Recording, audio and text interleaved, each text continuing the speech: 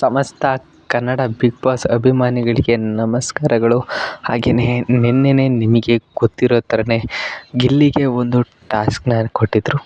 ಏನಪ್ಪ ಟಾಸ್ಕು ಅಂತಂದರೆ, ಕಾವ್ಯನ ನೀನು ಮತ್ತು ಅಶ್ವಿನಿ ಇಬ್ಬರು ಸೇರಿಕೊಂಡು ಅಳಿಸಿದರೆ ನೀವು ಡೈರೆಕ್ಟಾಗಿ ಕ್ಯಾಪ್ಟನ್ಸಿ ಟಾಸ್ಕ್ಗೆ ನಾಮಿನೇಟ್ ಆಗ್ತೀರಾ. ಅಂದರೆ ಡೈರೆಕ್ಟಾಗಿ ಕ್ಯಾಪ್ಟನ್ಸಿ ಟಾಸ್ಕ್ನ ಒಂದು ಕ್ಯಾಂಡಿಡೇಟ್ ಆಗ್ತೀರಾ ಅಂತ ವಿಲನ್ನು ಒಂದು ಟಾಸ್ಕ್ನ ಕೊಟ್ಟಿದ್ದರು.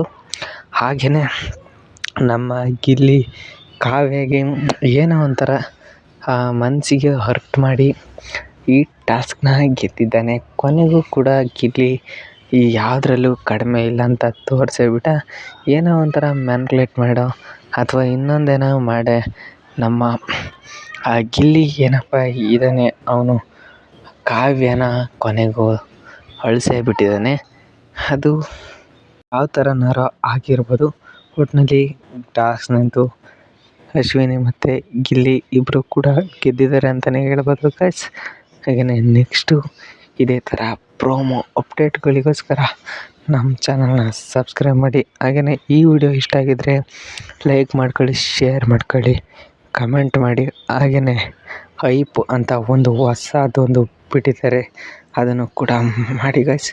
ಈಗಲೇ ಬೇಗ ಸಬ್ಸ್ಕ್ರೈಬ್ ಮಾಡ್ಕೊಬಿಡಿ. ಇಲ್ಲ ಅಂತಂದರೆ ಮುಂದಿನ ಜೀವನಕ್ಕೆ ಯೂಟ್ಯೂಬು ದುಡ್ಡು ಕೂಡ ಕೇಳ್ಬೋದು ಸಬ್ಸ್ಕ್ರೈಬ್ಗೆ. ಬಾಯ್ ಬಾಯ್.